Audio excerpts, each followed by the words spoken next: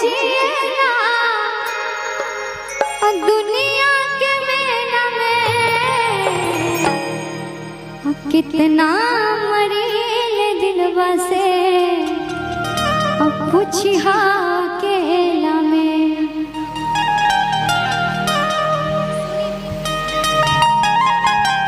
आदरणीय मुखिया जी सुनील कुमार जी की तरफ से 500 रुपए का पुरस्कार। माता रानी खुश रखे आपको हमेशा।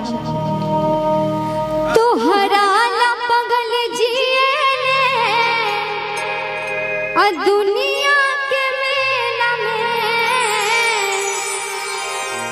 तोहरा ला पगल जिए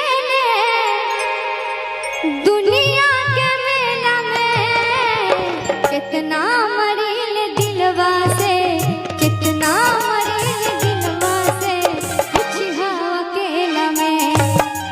तोहरा ला केहू जिएला दुनिया के मेला में, तोहरा ला केहू जिएला दुनिया के मेला में, तोहरा ला केहू जिएला दुनिया के मेला में कितना मरील दिलवा से, कितना मरील दिलवा से पूछिहा अकेला में।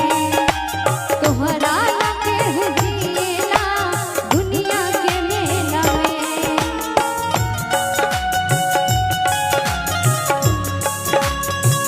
लड़की के बड़ा भाई जी की तरफ से बहुत सारा आशीर्वाद आया है। माता रानी आपको खुश रखे।